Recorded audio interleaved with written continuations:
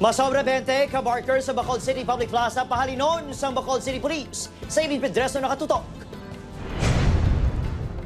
Dako nga bagay para kay Inday ang 20, tubtub 50 nga tip halin sa mga drivers ng PUJ sa iya palangawian bilang barker diri sa Bacolod City Public Plaza.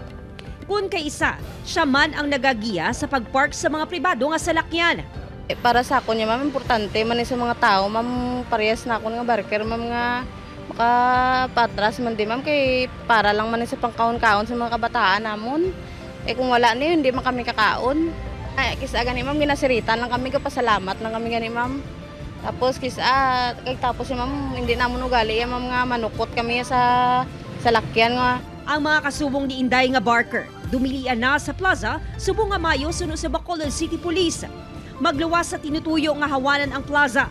Nakabaton kuno sang reklamo ang kapulisan nga may ginakontrata ang ini nga mga nagapapark. Makontrol mo man ang ilang kalakaran dira. But then daw suruay siya sa plaza naton. Daw may na-reserve na parking intended for that vehicle.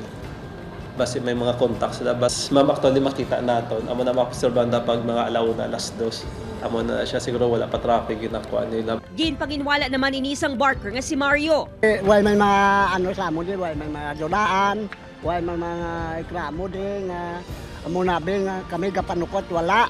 Why kami gapanukot, ang yatag lang sa amon.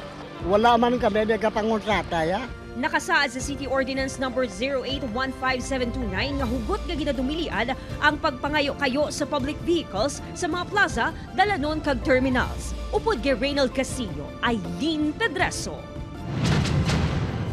1 Western Visayas.